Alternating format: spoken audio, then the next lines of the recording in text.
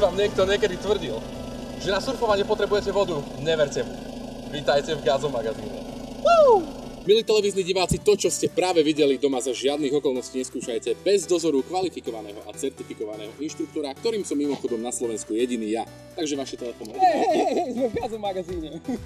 Priatelia, takže témou dnešnej relácie je novosť. To, na čo sa môžete tešiť, sú svedectvá, klip, vyučovanie a samozrejme sme nezabudli na vašu obľúbenú súťaž. Takže sa pohodlne usaďte. Zaujmite surferský postoj. Pokračujeme. Ahojte, volám sa Majka, som z Dolného Kubína a rada by som teda povedala svoje svedectvo. V podstate, keď som mala 18 rokov, tak som sa vydávala a vstupovala som do manželstva taká veľmi mladá a aj s tým, že sme čakali bábätko. No a vstupovala som do manželstva s takými veľkými očakávaniami toho, čo mi manželstvo priniesie a ako ma veľmi budeme manžel milovať a aké to bude skvelé a úžasné. No a ako tak plynul čas a môj bábätko aj rástlo a také bolo náročné, veľa plakalo a manžel stále v práci, tak nedialo sa to, čo som očakávala. A prišli také prvé problémy, prvá kríza.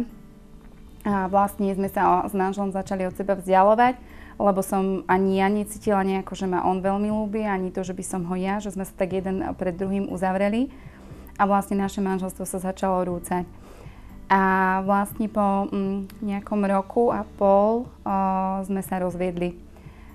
Bolo to také ťažké obdobie a ťažký čas, ale napriek tomu som sa stále snažila byť taká silná, taká hrdá, že to zvládnem, lebo som bola aj predtým vlastne vždycky taká silná a tak som nedovolila, aby ma problémy tak položili. A vlastne taký zlom nastal vo chvíli, keď môj manžel prišiel vtedy už so svojou partnerkou si po naše dieťa. Vlastne cez víkend, keď ho mal pridelené do starostlivosti a ja som vtedy videla, že môj manžel prichádza s inou ženou a berú si naše dieťa a že teraz oni budú spolu. A to ma tak strašne zlomilo a vtedy prišiel ten pád, vtedy prišla ten taký bod zlomu, kedy som naraz z tej silnej a z tej takej ženy, ktorá to zvládne a ktorá sa nedá zničiť a zahambiť, sa stala napokon taká úbohá, taká slabá a taká znechutená z toho všetkého, čo sa stalo. Aj z tých všetkých problémov, aj vlastne aj z nevery, ktorá bola v našom manželstve. A vtedy som si uvedomila, koľko zlého sa stalo a že to takto nechcem. Že som si takéto manželstvo, že som si takýto život nepredstavovala. A vďaka aj môjim takým veľmi dobrým známym odtiaľto z Dolného Kubína, ktorí stáli pri mne, ktorí sa za nás modlili a ktorí bojovali spolu so mnou.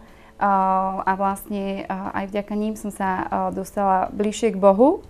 A vlastne vtedy začala taká cesta takého nového života v mojom živote, ale aj v živote mojej rodiny.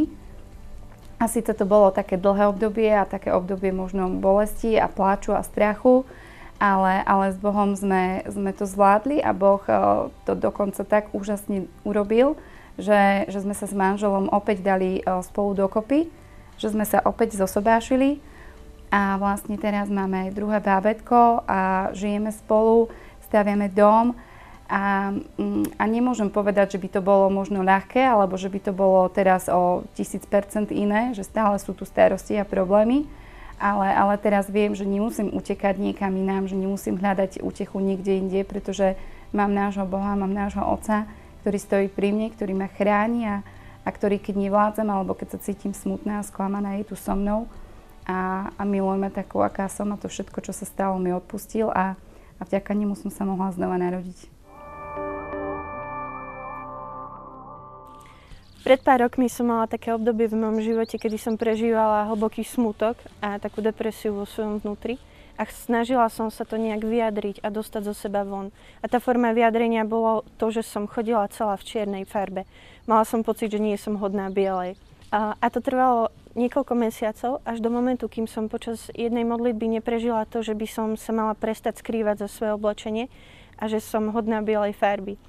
A tak som spravila také radikálne rozhodnutie, otvorila som svoju skriňu a vyhádzala som všetky veci, ktoré mali na sebe presne tú nálepku, že sa skrývam a že nie som hodná bielej farby. A spravila som to, že som obnovila svoj šatník a kúpila som si veci, ktoré ako keby prestali hovoriť to, že sa skrývam. Doplnila som tú čiernu bielou, pretože sa mi veľmi páčilo to, ako biela vyniká vo svetle. Chcela som ako keby svojim oblečením deklarovať to, že tma nikdy nevyhrá. Že nech je jej akokoľvek veľa, ako náhle tam dáte kúsok bielej farby alebo kúsok svetla, tak to svetlo žiari. A takto som opäť chodila niekoľko rokov čierno-biela a všetci ma aj poznali ako čierno-bielu.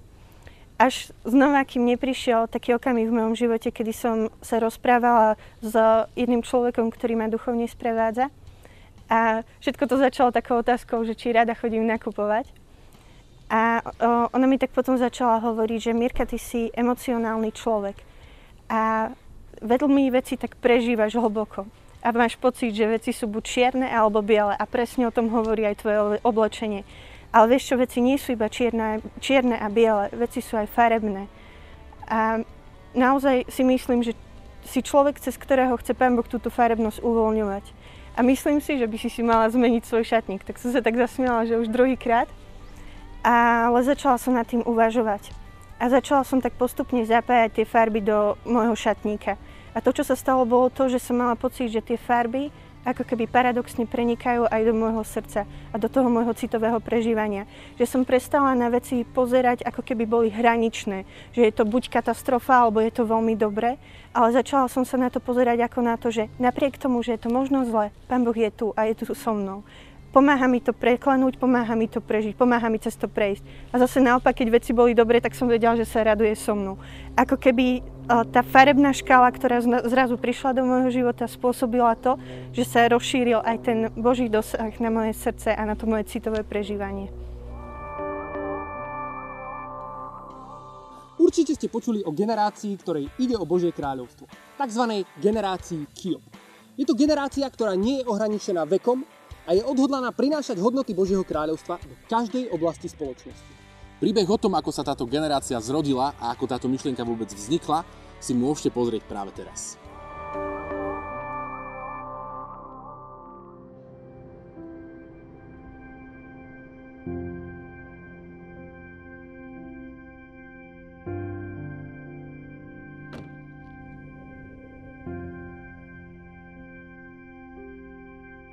V roku 2009 sme prijali, že máme skončiť s jedným festivalom, ktorý sme robili na Nevoľnom.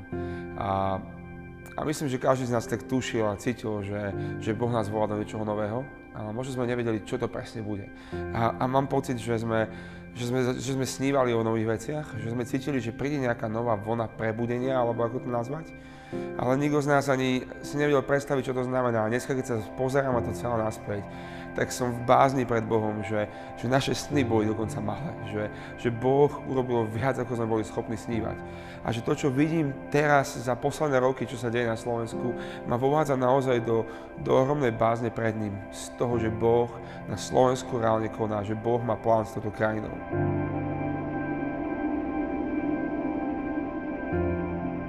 Keď sa pozerám do histórie, ako naši rodičia a starí rodičia sa skrývali, aby sa mohli modliť, sa skrývali, aby sa mohli stretávať. A my dnes vidíme nárast veci. Pred pár rokmi sme začali robiť v Banskej Bystrici chvály, bebe chvály a dneska vidíme modlitby takmer v každom väčšom meste Slovenska, modlitby chvál. Týždenne sa stretávajú stovky ľudí, ktorí sa modlia za svoje mesta, za tento národ, za túto krajinu. A ja mám pocit, že niečo sa hýbe, že Božie kráľovstvo expanduje, že niečoho sme súčasťou a častokrát si neuvedomujeme, v čom sme, že niečo ide vpred.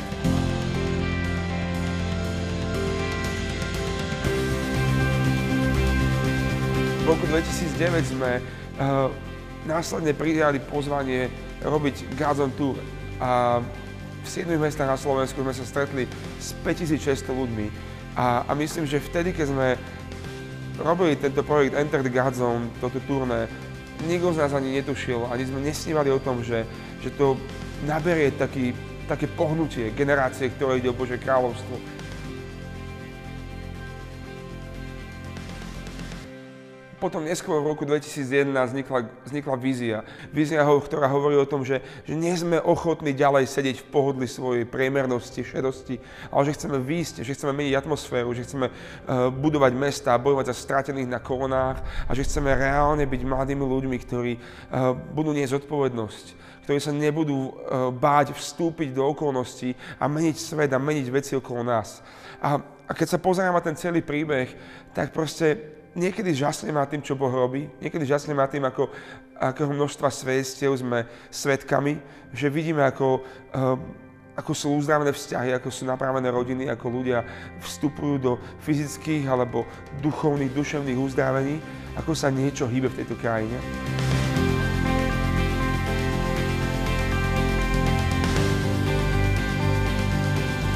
Veríme, že táto vízia môže spojiť mnohých. Že to nie je o spoločenstvách, že to nie je o projektoch, že to nie je o príslušnosti k nejakému prúdu alebo k čomukoľvek inému.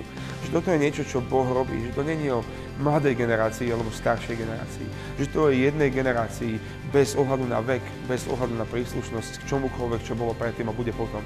Že to je generácii, ktorá má jediné zameranie a to vidieť expandovať vládu Božieho kráľovstva. Generácie, ktoré ide o Božie kráľovstvo.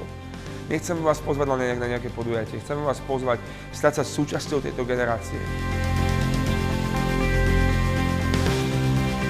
Stretneme sa nie len preto, aby sme boli spolu, ale preto, aby sme spolu volali a mobilizovali ľudí k modlitbám za tento národ. Ako rodina, ktorá má jedného otca a otca, ktorý pozýva naspäť domov všetky svoje deti.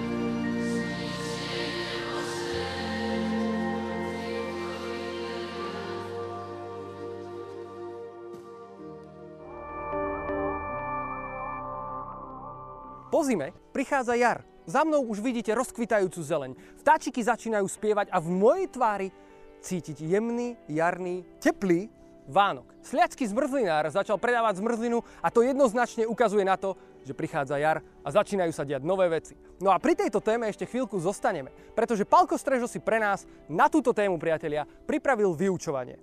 A ak si myslíte, že nový je len štvorpísmenové prídavné meno, pozerajte ďalej. Naša Biblia sa skladá zo starého a z nového zákona. Prečo hovoríme starému starý a novému nový? Tým medzníkom je Ježiš Kristus.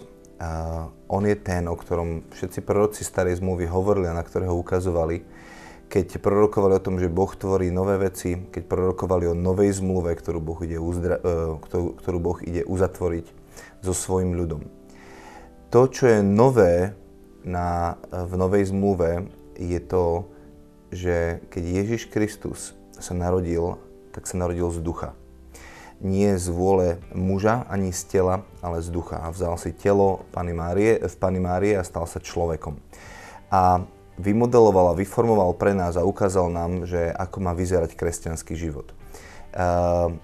Katechizmus to zadefinoval tak, že hovorí, ak chceme vedieť, čo znamená, že sme stvorení na Boží obraz, tak sa musíme pozrieť na Krista. On ukázal celú hodnotu a dôstojnosť človeka, ako ju Boh plánoval. A potom Ježiš zomiera na kríži. Keď Ježiš visel na kríži, tak poslednú vec, ktorú povedal, je, že je dokonané. A vypustil ducha. Rád by som videl, čo v tej chvíli sa dialo v nebi. Myslím si, že otec mal zmiešané pocity. Na jednej strane mal obrovskú bolesť z toho, že jeho syn zomiera, a na druhej strane si hovoril, yes. Konečne budem môcť človeka pritiahnuť k sebe. Konečne nájdem miesto, kde budem môcť spočinúť. A tá novosť nového zákona spočíva v tom, že Boh nebýva v chrámoch vybudovanými ľudskými rukami, ale chcel a vždycky túžil prebývať v nás. Je to celé o prebývaní Boha s nami. A odvtedy, čo Ježiš zomrel a vstal z mŕtvych, je možná vec, ktorej hovoríme znovu zrodení. Katechizmus, keď hovorí o znovuzrodení alebo o spravodlivení, tak hovorí toto. Článok 1987. Milosť Ducha Svätého má moc nás ospravodliviť, čiže zbaviť nás hriechov a udeliť nám Božiu spravodlivosť skrze vieru v Ježiša Krista a skrze krst. Mocou Ducha Svätého máme účasť na Kristovom umúčení tým, že odumierame hriechu a na jeho zmŕtvychvstaní tým, sa rodíme pre nový život. Katechizmus hovorí, že smrť a zmŕtvychvstanie Ježiša Krista je to isté, čo má prežiť každý den človek vo svojom živote. Pápež František povedal, môžeš mať slovník ako kresťan, môžeš sa obliekať ako kresťan, ale ak si sa nestretol s Kristom, tak nie si kresťan. To, o čom hovorí, je to, že každý ten človek potrebuje mať svoju osobnú, autentickú skúsenosť toho, že odumrel hriechu, že povedal, nenávidím hriech a nechcem ho vo svojom živote. A toto je možno len vtedy, keď sa stretne s Bohom. Tak ako sa stretol s ním Izaiáš a videl jeho slávu a volá, som hriešný človek bedami. Alebo Peter, ktorý uvidel zázrak, ktorý pred jeho očami urobil Ježiš a hovorí, som hriešný človek, odiď odo mňa. Takže naše uvedomenie si hriechu vychádza z toho, že Boh má iniciatívu voči nám, až sa nás dotkne. A nám sa ten hriech zhnusí a povieme mu nie a zomrieme s Kristom. Ale potom to, čo sa deje, je to, že nás Pán Boh znovu zrodí z Ducha Božieho do nového života skrze vodu a krst. To je učenie z Jána 3. kapitoly, kde Ježiš hovorí, ak sa nenarodíš z vody a z Ducha Svätého, nikdy neuzrieš Boží život. A tak je to s každým, kto sa narodil z Ducha. Takže potrebujeme si obliecť Krista, potrebujeme zažiť to, že sme spravodliví pred Bohom. Že Jeho za nás urobil hriechom, aby my sme sa stali Božou spravodlivosťou. Že nás zbožstvil. A potom prichádza druhá etapa v živote kresťana, ktorú katechizmus zadefinováva ako život v duchu. Venuje tomu celú tú tretiu pasáž a vychádza vlastne z Božieho slova, kde tento výraz veľmi rád používa svätý Pavol, kedy hovorí o tom, čo to život v duchu je. A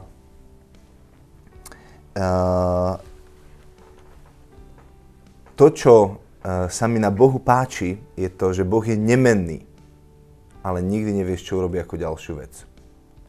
Vždycky vieš, na čom si s Bohom, lebo Boh je dobrý, úžasný, skvelý, milostivý, láskavý, milosrdný, dobrotivý. Vždycky vieš, že s Bohom to bude takéto, ale nikdy nevieš, čo urobí ako ďalšiu vec. Ako keby tu ti to nedáva zmysel a hovorí si, Bože, že čo to robíš? Ja nechápem. Ale tu vieš, že to bude dobré. Že všetko, čo s Bohom zažiješ a do čoho ťa Boh pozýva, je dobré. A tomu sa hovorí život v duchu, že sa musíš spoľahnúť, že musíš dôverovať tomu, že to bude dobré, aj keď tu ti to nedáva zmysel. Mám strach, že my niekedy ako veriaci kresťania sme presne opační. Že sme tak nestáli v našom charaktere a tak predpovedateľní v tom, čo budeme robiť ako nasledujúcu vec. A túžim potom, aby naše kresťanské stretnutia boli v tomto duchu. Že ľudia budú vedieť, že to bude slávne, úžasné, skvelé, milosrdné a úžasné, ale nebudú vedieť, že aký program sme si pripravili a bude to prekvapením. A pápež František veľa hovorí o Duchu Svetom. A veľa hovorí o tom, že Duch Svätý nás rád prekvapuje. A hovorí neustále o tom, že máme byť otvorení na prekvapenie Ducha Svätého. Zacitujem vám z Evangelii Gaudium. Hovorí, že skutočná novosť je tá, ktorú tajomným spôsobom chce priniesť Boh. Keď hovoríme o novosti, tak je to vždycky novosť, ktorú inšpiruje Boh. Je to tá, ktorú On inšpiruje, tá, ktorú On vyvoláva, tá, ktorú On vedie a sprevádza tisícmi spôsobov. Boh nikdy neskončil v tom, že je stvoriteľ, že je kreatívny. A ak máš dary kreativity vo svojom živote, tak len kopíruješ Boha v jeho kreativite. Pretože v celom živote cirkvi musí byť zrejmé, že iniciatívu má Boh, ktorý nás miloval ako prvý a že je Boh, ktorý nám dáva vzrast. Ale tiež pápež František potom pokračuje a hovorí, Ježiš Kristus dokáže tiež prelomiť nudné schémy, v ktorých sa ho niekedy pokúšame uväzniť a vie nás prekvapiť svojou neustálou Božou tvorivosťou. Kde keď sa snažíme vrátiť sa k prameňu a obnoviť pôvodnú čerstvosť evanjelia, ukážu sa nové cesty a kreatívne metódy, rôzne vyjadrovacie formy, výrečnejšie symboly, slova naplnené obnoveným významom pre dnešný svet. Naozaj, každá autentická činnosť evangelizácie je vždy nová. A toto je pozvanie pre každého jedného z nás. Kdekoľvek máš oblasť vo svojom živote, kde nekráľuje Kristus, je to miesto, kde potrebuješ byť zevangelizovaný. Kde potrebuješ zakúsiť novosť a čerstvosť, do ktorej ťa pozýva Boh. A je to vždycky risk. Lebo viera, niekto raz povedal, že viera sa vyhláskuje R-I-S-K. A Boh ťa vždycky pozýva na dobrodružnú cestu, kde vieš, že to bude dobre vo svojom srdci, ale tu ti to nedáva zmysel a preto máš strach. A preto sa ti zdá, že tvoja loďka, ktorá sa kymáca sem a tam, je bezpečnejšia ako voda, na ktorú ťa Boh pozýva kráčať. Ale keď Petrovi hovorí Ježiš, že poď a kráčaj po vode, tak vo vnútri musíš vedieť, že keď to povedal Boh, tak to tak bude. A že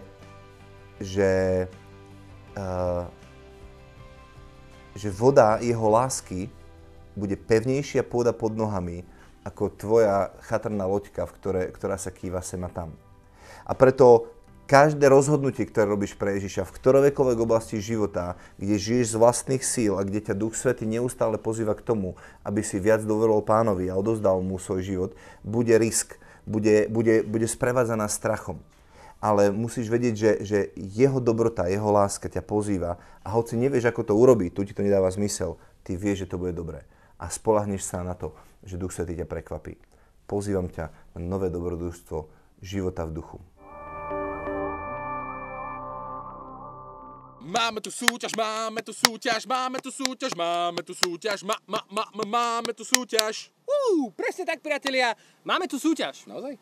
Absolútne. OK. Minulý mesiac sme od vás chceli, aby ste nám poslali vaše nápady o tom, čo si myslíte, aké bude piatkové prekvapenie na Godzone konferencii 2016 všetci za jedného. Niektorí z vás by radi videli Briana Johnsona, iní napríklad celý Hillsong United alebo pápeža Františka. V každom prípade teraz vyžrebujeme jedného z vás, ktorý vyhrá nové DVD z Gods on Tour 2015 Zmena atmosféry. Nepozeraj sa, Júko. Nepozerám sa, Jayko, a žrebujem a v tejto chvíli už mám odpoveď v ruke a je to Marek Kováčik. Marek, gratulujeme ti. Tohto mesačná otázka znie. Napíšte nám, aké je vaše najobľúbenejšie miesto, kde trávite svoj osobný čas s Bohom. Či je to napríklad les, alebo je to doma v detskej izbe, alebo v kostole v adorácii, alebo niečo úplne iné. Priatelia, vaše postrehy, nápady a myšlienky nám posielajte na známu adresu tv@gadzon.sk do predmetu. Nezabudnite dať súťaž. Hlavne nám tam posielajte svoje odpovede. Samozrejme. A my sa už s Ivom lúčime. Vidíme sa kedy? Vidíme sa o mesiac a tešíme sa na vás. Máme tu ďalší diel o mesiac. Počkajte si na neho. Čaute, priatelia.